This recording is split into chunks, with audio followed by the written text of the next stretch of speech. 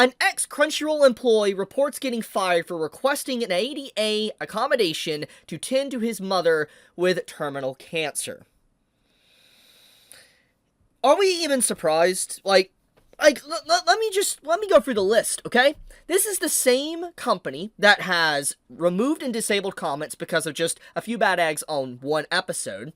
They have done localizations that are absolutely horrendous, and a lot of people have talked about them extensively, not just myself.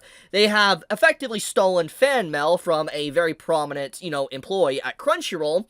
We have had them remove voice actors because they basically refuse to do a contract with them. The too long to not read is right here, as you can see.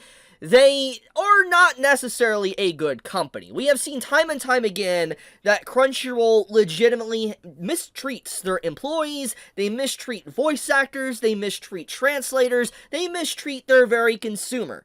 They are a company that legitimately is just toxic.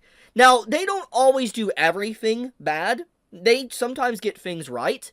But there is just a continuous mountain that builds higher and higher as this company continues to exist. And the overall lack of transparency, the lack of statements about some of these things, legitimately makes them look even more evil than they already are. Now, at the end of the day, there is something that does need to be stated before I go any further. This statement from this ex-employee could be two things. It could be entirely accurate, it can be completely true, and we can take this all at face value, and that's exactly what it is. However, there is another side, and I will give Crunchyroll a silver lining here, something to really grab onto, to use for themselves, even though I really shouldn't give them the benefit of the doubt, because we have seen how their management is within the company.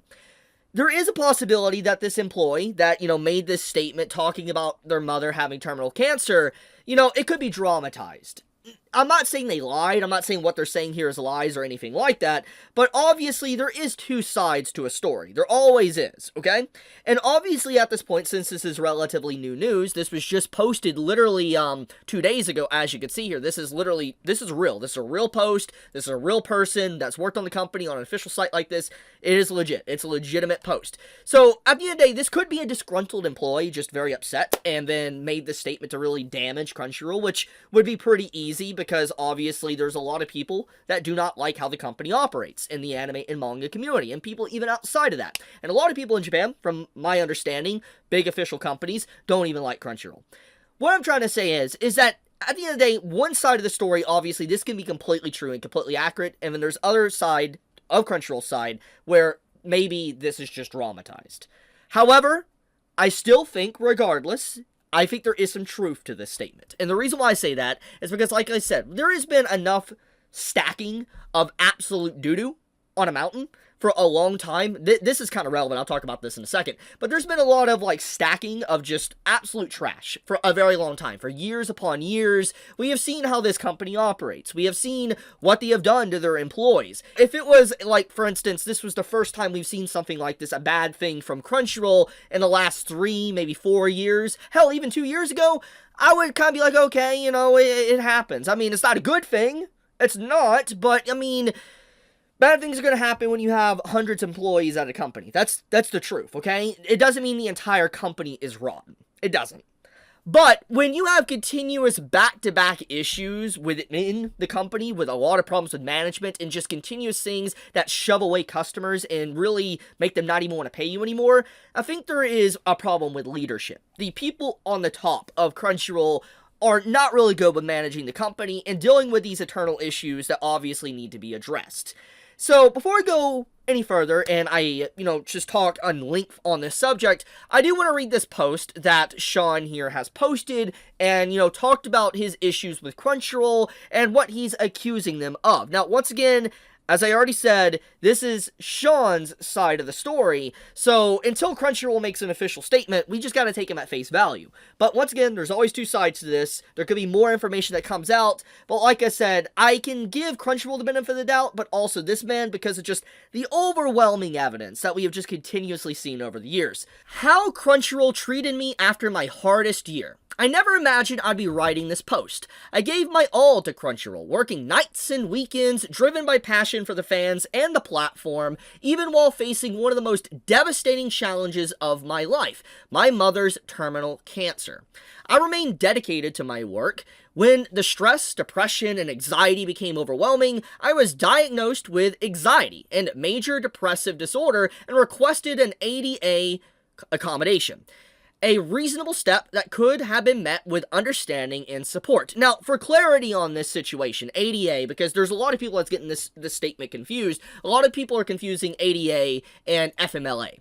And to kind of explain, he wasn't asking for accommodation because of his mother's terminal cancer. He was asking for, accommodation to be able to have, relief for now, like, take away from the company, like step away, maybe unpaid leave or whatever, for a little bit because of his anxiety and his depression, etc. Makes a lot of sense if he's dealing with his mother having terminal cancer. So he was basically asking something for himself, not just to take care of his mother, but just for himself. If he wanted to take leave just to take care of his mother with terminal cancer, he would have had to do a FMLA. That's what he would have had to do. Now, I'm not completely up to date with all the laws here and the, intricacies of it. I'm not going to act like I do, but I do know that if you are wanting to take leave because of a family member that's sick or disabled or whatever, you got to use FMLA. But obviously he did ADA, that's what this story is saying, and that's even what he said in his official statement, which means it's addressing his personal disabilities, his issues and problems, his psychological problems and everything that he's facing. That's why he did it, basically.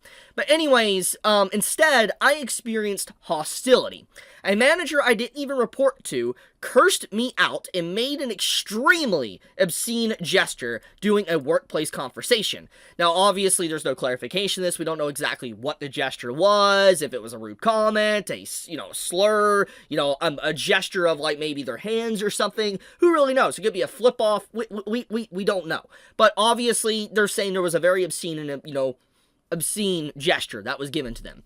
I documented the incident and reported it to HR. Now, when he said documented, I don't know if necessarily means like he just reported it and that means it was documentation, or if it was recorded or not. There is really no clarification of this statement here. But instead of taking corrective action, I noticed a shift in how I was treated. Subtle at first, then more overt. AKA, he reported to HR, and all of a sudden everything just started going sideways for him.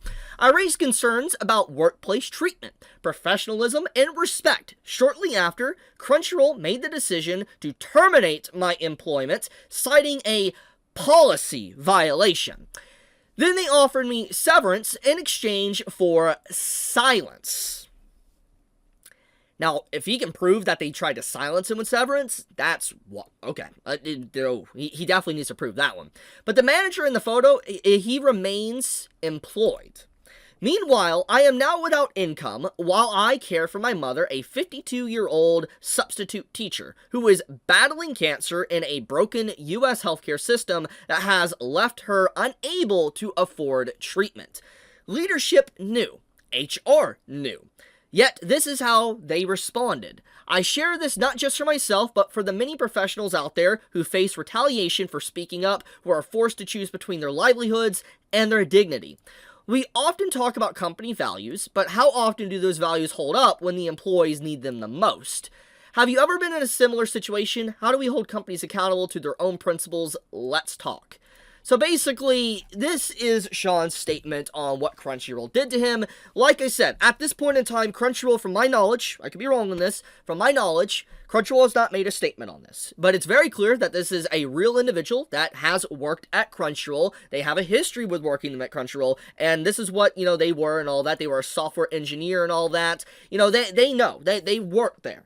And to be treated like this, obviously, if this 100% there was no dramatized facts or anything, I fully understand. I mean, going through depression, anxiety, and then you're asking a company to give you some, leave and all that, for you could just step away to get your mental health in order. Obviously, it would hurt if you try to talk to someone and then you get cursed out for stuff like that, and then the whole company kind of slightly changes and turns against you, and the workplace gets a little bit hostile, a hostile workplace environment. And then, obviously, eventually you're fired because you try to speak up about it. Yeah, I'd be a little bit upset, too. I'd be a little bit of a disgruntled employee if that happened to me. Now, like I said, there could be another side to this. Maybe this individual had something else going on that we're unaware of. But obviously, we don't know. And all I'm saying is that There's been too much evidence piled against Crunchyroll for mistreatment of employees or how they treat certain controversies that I can't help but look at this like, this is probably true. My opinion, obviously, I'm just gonna say it, but it's I believe this. I do actually believe this is something that probably happened, 100%. Maybe it's a little dramatized, but still. That gets to the next part, the Sony stuff, which I showed briefly and I clicked on this. So, the reason why this is relevant, obviously, I know this is gaming, okay, and this is not like Crunchyroll or anything like that, but what I'm saying is there's some similarities here. Sony owns, obviously, PlayStation and Sony Entertainment, all that type of stuff, and a bunch of different, companies underneath the Sony umbrella, so to speak. So, obviously, there's different people that hold, management of these different companies within Sony. We know this. Different people working in the place. But Sony does have a history, especially with PSN, of basically not being really transparent and, leaving people in the dark. And a really good example of this is literally what happened with PSN these last, 20-plus hours, to where it went offline, and the only thing that PlayStation legitimately stated was actually this: PSN has been restored. You should be able to access online features without any problems now. For more details, visit so-and-so. Sorry for the inconvenience. And then basically, once they, said they apologize for the inconvenience, we will offer you 5 additional days of service. I mean, that's a good gesture. Don't get me wrong. But it's like they don't detail why it happened. From my knowledge, there has not been an official statement of what really happened. If it was an attack, DDoS, whatever. Nothing. And this is obviously an official, in a Twitter support account for PlayStation. So it's very obvious that PlayStation does not like, being very transparent with its customers. And this is something that Sony has actively done with a lot of their companies underneath their management. Crunchyroll is a good example of this. So I think that, in general, this is one of the reasons why I'm so adamant and against Sony buying more companies in the anime and manga world, because they are legitimately a company that is just super untransparent with what they do, and they definitely don't treat their customers right. They don't. They do some very anti-consumer practices continuously in all different areas they manage, and I don't like it. I don't. So all I'm saying is that this is some crazy stuff. Crunchyroll being an evil company, who would have guessed? Typical stuff. But, I guess, hopefully this video makes traction, and we might get an official statement from Crunchyroll. I hope we do, because I think we deserve one. I think at the very least, we don't actually. You know what? I take that back. We don't deserve it. Sean deserves it. I would at least like to see Crunchyroll acknowledge this and talk about it. I would like to see it. But anyways, be safe, stay healthy, and I love you guys. Stay winning. Chibi out.